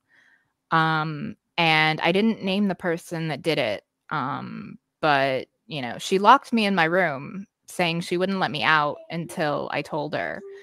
And I tried to leave the room myself. And it was an older house that had those like 3-tier windows where you crank it and like the 3 panels open up outward. And I tried to sneak out like the window, but I got caught because my chest was too goddamn big. So the glass shattered into my back. And not only did I have to get pulled out of the window, but then had to spend 45 minutes pulling glass shards out of my back, which was not pleasant. She didn't push after that because she realized just like how badly I did not want to talk about it. So there's that. At least my mom makes mistakes, but I will give her credit. Like, when she makes a big mistake, she does learn from it and try to do better. And that's one of the reasons why we still, or why we have a decent relationship now, is because she's actually put forth the effort to do better. And same with my dad, although he's gotten farther away from me with the whole Fox News rabbit hole. He's become pretty hateful towards people based on bullshit that he hears on fucking Fox News. But what can you do? Yeah, that's the perniciousness of the media. It really is bad. It is. And it warps their brains to where they only want to listen to that. And if you listen to something else or you offer up a different perspective, they don't want to trust it because it doesn't come from their one source, even though you're trying to offer them multiple different sources. All you can do is say, parent, I love you, but what you're doing to yourself is hurting you. Other people can see it. You can't. I still love you, but you need to change. You need to stop letting your brain be damaged. And that's all you can do until they're ready to drink from the trough of truth. Yeah, you can lead the horse to water, but Yeah, but you can't make it poop. I don't know. Does the hate just block any kind of empathetic response? I mean, is the fear enough to block that empathetic response to it can. stuff? I think so, because here's the thing. They've actually done studies, and people that tend to lean more conservative, like the fear centers of their brain tend to be a little bit more active than those that tend to lean liberal. And so that's why conservative media so hyperfixates on fear. That is their main, their main hook. That's their main selling point, grabbing point to get the person listening. And then they just, they get the hook in and then just start feeding the shit down their gullet, I've read those same studies, Kitty. And it sucks because, fear is a primal, innate response we all have. And, fear can make you do things you never thought you would do. It can turn you into a person you never thought you would be. And for people to knowingly, willfully utilize that physiological response to essentially whip up mindless fucking zombies ready to listen to whatever they have to say and vote the way they want them to vote, it makes me sick to my stomach. There are also those who can't get past the hate even when they realize that it's not right. Yeah, hate is another one. But I think the fear is like that core. Yes, it is. Yeah, well, the Bene Gesserit litany against fear. You know that? You know that one? No, review us. Let's see. How's it go? It's from Dune. And it goes... It starts out, fear is the mind killer. Fear is the little death. I can't remember the whole thing. I'll look it up and read the whole thing out, but it's really great. It's really, really great. But fear is the mind killer, and it definitely is.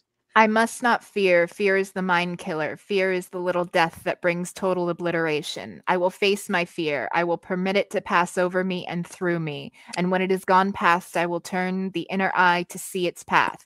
Where the fear has gone, there will be nothing. Only I will remain. And that helped me through a lot in transition.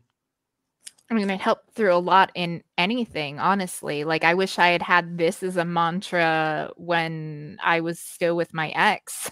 I might have gotten out faster.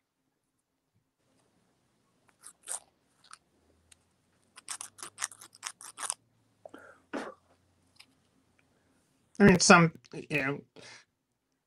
that's why reading is really great, I mean, that's why having a certain level of education is really great. That's why keeping your mind open is really great.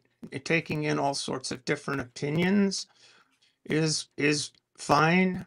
That's why I suck it up and watch Fox News just to see where they're going every now and again.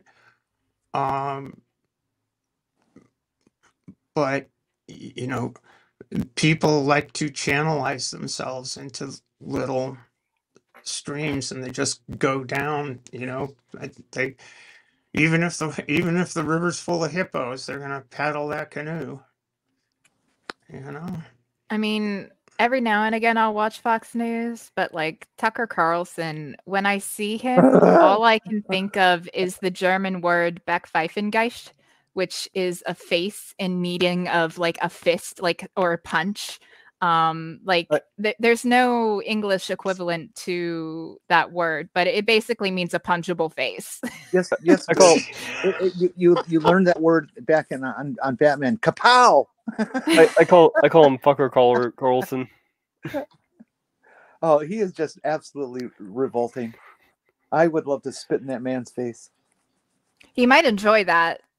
Yeah, this is a man that went on national TV and was complaining that, he was angry at M&Ms because he doesn't want to fuck the M&M cartoon anymore. I wonder how much of that is really him and how much of that is just, show. Well, it begs the question, when did you stop fucking M&Ms? Right? Did you see Eminem is back on with a commercial, and they got all the colors up there, and the so-called feminine M&Ms are, you know, not really strutting, but, you know, moving and making it real clear that they have feminine movements and stuff. And the basic tagline at the end of it is, "We're back, all of us." It's But yeah, pretty good. that's the German word. I put it in the private chat.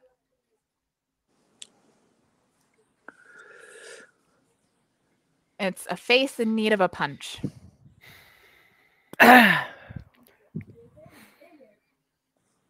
And I'm that not is going Tucker. to try and pronounce German. Pronounce it again. It's like Backpfeifengeschichte. Yeah, that's right. That's how I'd pronounce that.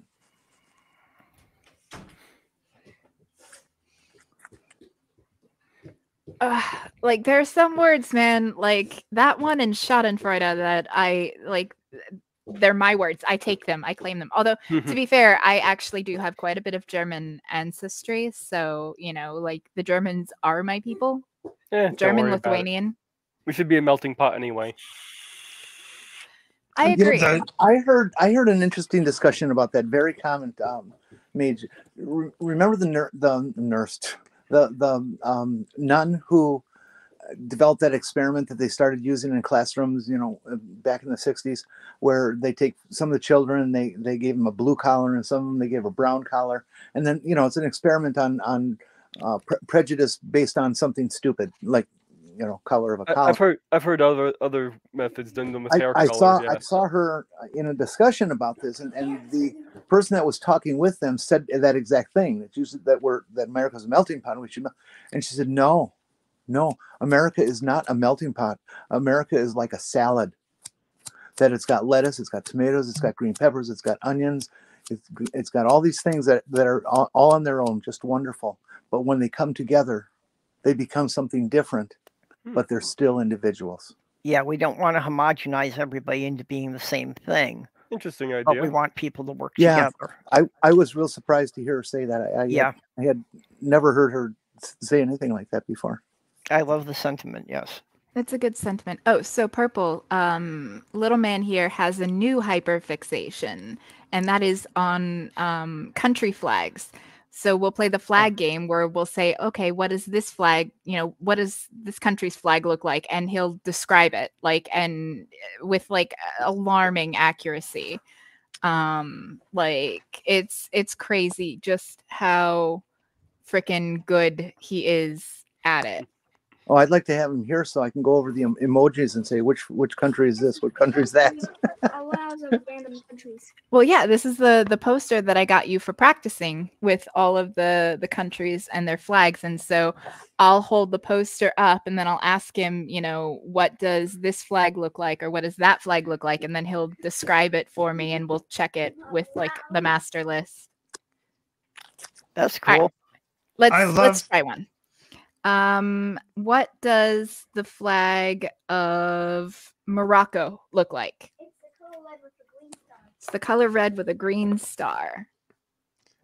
Nice. Right there. Yep. And what did you say the capital was? Rabat. That's right. It is. Okay. So what about Panama City? Or sorry, Panama. What is the flag of Panama look like?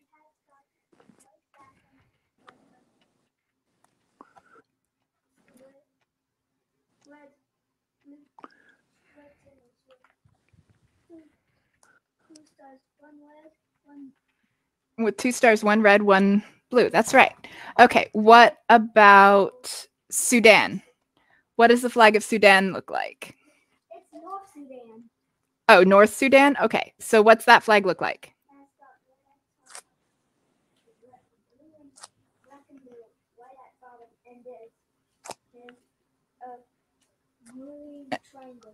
That's right. How about Indonesia?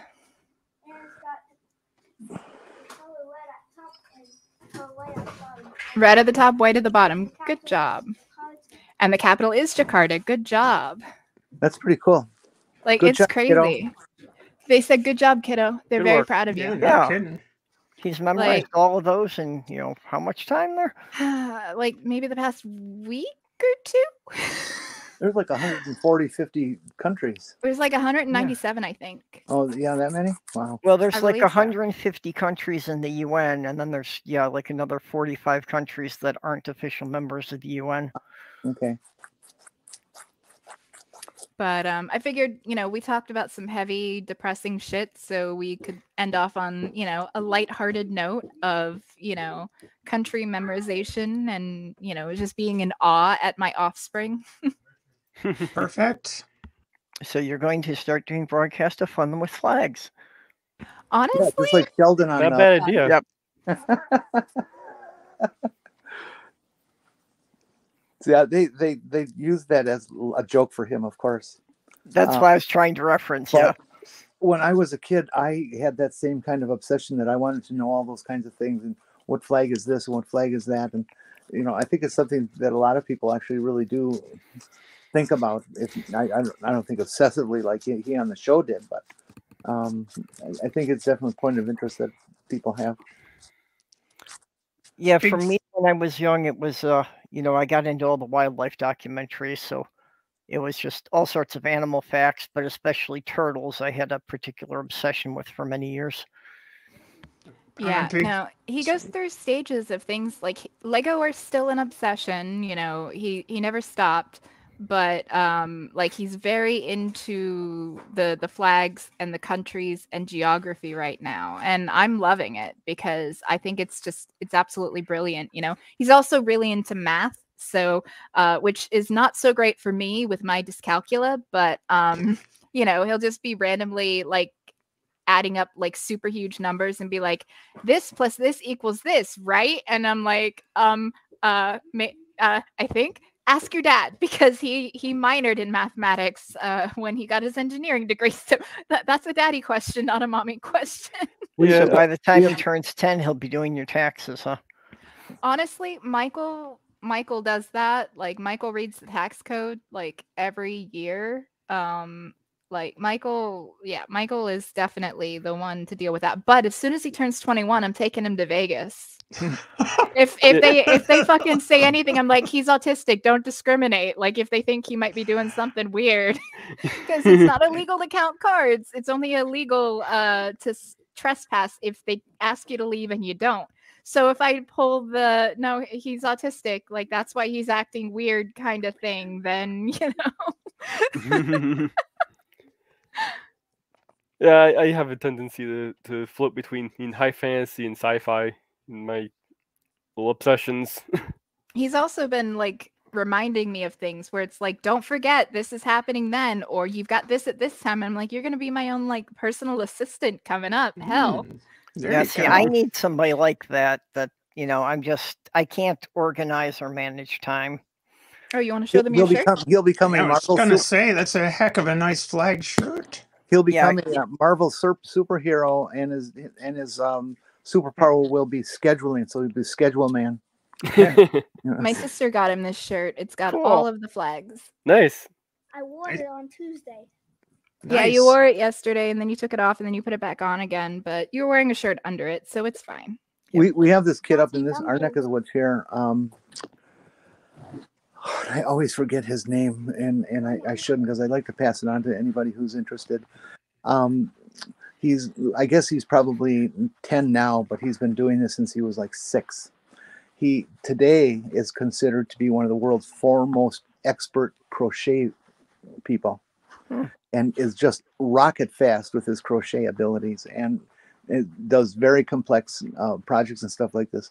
He's just this little kid, an adopted child, a black child into a white family, and he's just brilliant. The kid has vocabulary as good as any adult, and he does this crocheting that they've even brought him onto national TV shows like Today Show and that kind of stuff.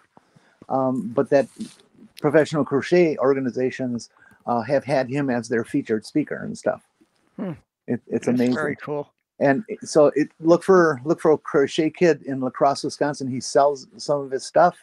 Wow. And they're not rich people, and I guess he's not really trying to get rich off of his work. Just people like it, so they buy it.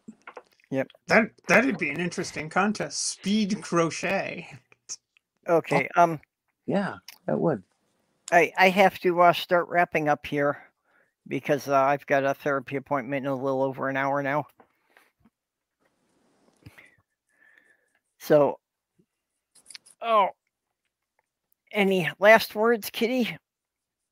Like, be kind to each other. Don't be a dick. Don't feel bad at, feeling schadenfreude when stupid or bad people, like, make their own trouble and fucking lead to their own demise. Yeah,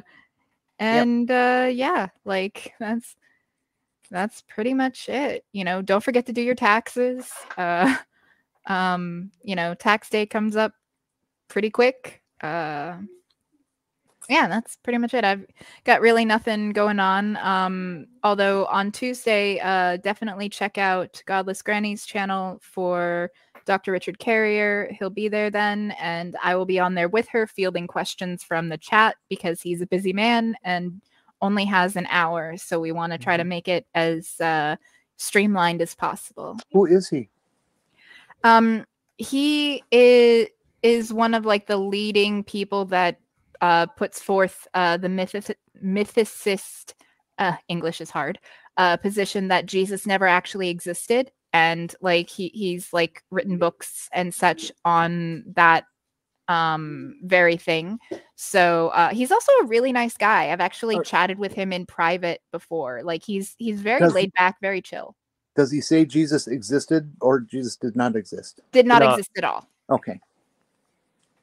Yeah, no, he's an atheist, and he holds the belief that there's actually no historical evidence. Like there's no evidence for an actual historical Jesus. Like even if you take the whole like mythology away of like, Jesus was a person that just got turned into a myth basically over time. It's like, no, Jesus is a person, never existed.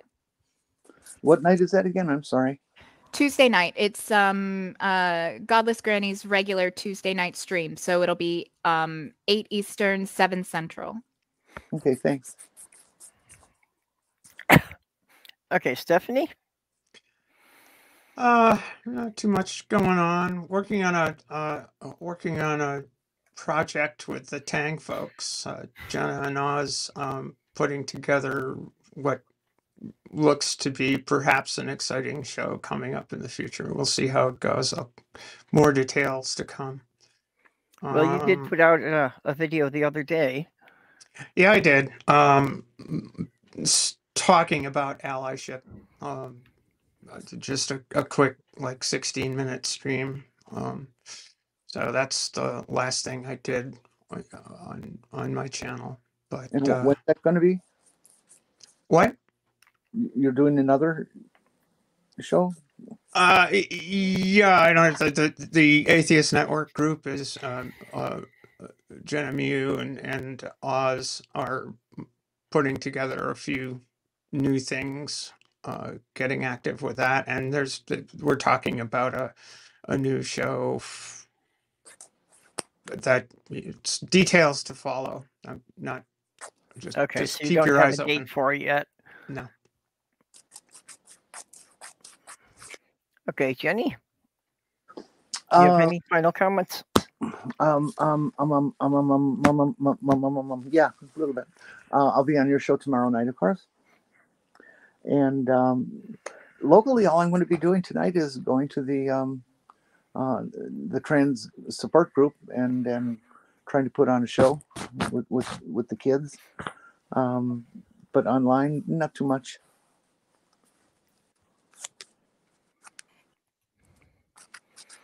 Okay, Mage. Not much going on right here. I'm maybe trying to get some, those garden tip videos out. I was working on, or trying to work on before the weather decided it wanted to pretend to be a hurricane. Well, I'm glad it wasn't. Yeah, still trying to get the spot cleared away so I can set up that experiment with the potting soil. So, hey, Kitty, can I ask you a question? You've had artificial nails before, right? I have them right now. Acrylics? Technically. What do you ever find yourself having to file them down, and what do you use that doesn't go away in 5 seconds because they're so tough. Okay, so I actually have because my nails are very, very thin and fragile, I don't use regular acrylic when I go to the nail salon. My nail tech's my friend, and we use it's a CNC powder where they put something on it and dip it, and then they do the dipping, and it's a lot more gentle on the nails. And then sometimes I have to file down the edges if they grow a little bit long, but I tend to keep mine pretty short. Just because if I don't have something over my nails, they'll tear, and I end up with like exposed nail bed, and that is not fun for anyone. And also, like, you get an itch, you can't scratch it, it's awful, you can't open anything, it's terrible. So I tend to keep them nice and short, but the CNC powder and gel polish work well, where I get mine done about every 3 weeks. And that does me well. Okay. I was asking because I get plastic tips to extend them, and then they do an acrylic over that, and that CNC stuff you're talking about, and they grow out, and boy, is this shit tough to have to reshape. I go through about 5 emery boards trying to do both. Yeah, you don't want to use like the thin emery boards. You want to find one of the thicker ones that it's almost like coarse grit sandpaper. Yep. Those work really well. Like they'll be about like this big, and they're maybe 1/8 of an inch to 1/4 inch thick, depending. And they'll have 2 sides, one that's a finer grain and one that's a rougher grain. The rougher grain for getting the rough shape, and then the finer grain for smoothing it and neatening it up. I actually found some that are actually like a 1/2 inch thick, because beside the 2 faces, they have different grits on the edges. So it actually has like 7 different grits total. Oh, one of those sponge-based things? Yeah. It's like a sponge with the emery board over it. Those are good for like the finer, like fine tuning. But as far as like trying to reshape them, and get like unruly nails, you want the one that it's very, very, very rough on one side, and then a little bit smoother on the other side.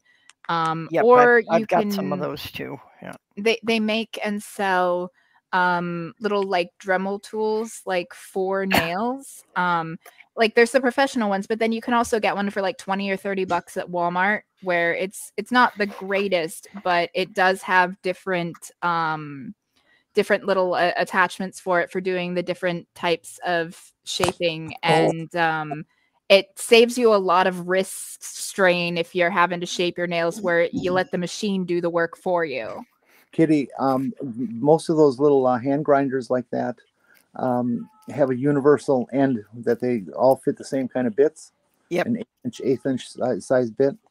Go if you have a Harbor Freight store in your area, go there. They sell this kit of tips and tools that plug into those things that is huge. I mean, there's like 20-30 different types of tools that you can use to put in there and shape and sand in all different kinds of ways. But yeah, I would say get one of those. Like if you're going through a lot of emery boards, it might be worth it to just buy one of those. Like not the battery powered ones though. Like spend the extra $10 and get the one that actually like plugs into the wall. That way, because not only are they more powerful, but they don't like burn through batteries. Like because the other ones will burn through batteries fast. And use that for your nail shaping, and then you can just get the bits like you had said, and just that way you're only replacing the bits, like rather than getting the emery boards, and it'll last you longer and be a lot less work. Yeah, my nails are up to about 8 millimeters beyond the tip of the finger, and that's the limit for me. You can't do anything with them this long.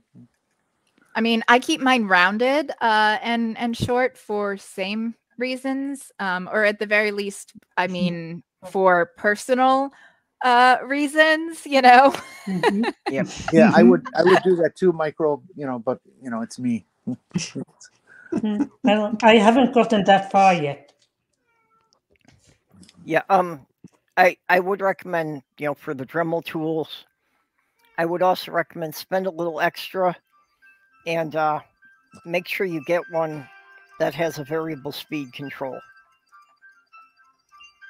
Because the normally they go awfully fast, and I think it would be too fast for your nails, and the faster it's going, the easier it is to lose control and actually cut your finger with it. Oh, you can Okay. burn your nails too. You get them too hot, they'll burn and Right. crazy. Oh, Well, yeah. and especially with acrylics, the acrylic will start to melt if you're sanding at too high a speed. So you need something that you can turn the speed down. But those are a lot more expensive. So if money is an issue, like work within your budget, obviously. Well, again, if you check Harbor Freight, you can actually get a cheap Dremel tool, and then for just $15 more, you can get a speed controller to plug it into. Oh, that's cool. And if you don't have a Harbor Freight near you, they will do everything mail order. And they just have a flat rate that they will ship anything in their catalog for $6.95.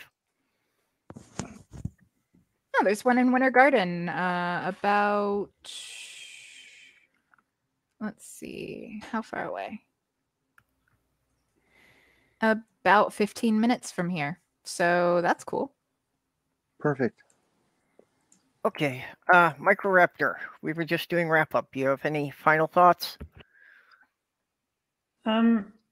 Not really. Okay, because that was my alarm just going off, so telling me that I've got to start getting ready.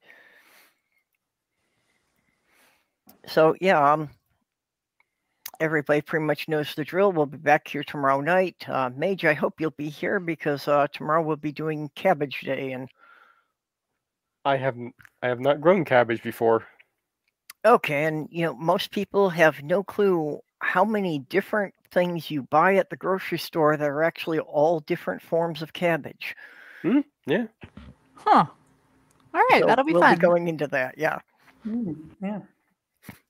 So with that, then, I would like to thank all of my supporters.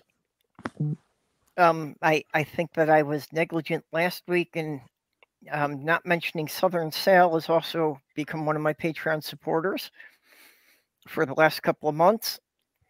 And Vonrek, Greg Hartwick, the Lavender Lady, Robert X, Kitty here, appreciate it, and Skits Crasher in the side chat. So I do appreciate, that you're all helping me pay the internet bill and keeping things going. So with that, we will bid you all a goodbye. Later. Bye, chat. everyone. Richard, can you come say bye? Bye, everyone. Your Bye-bye. wife. Bye.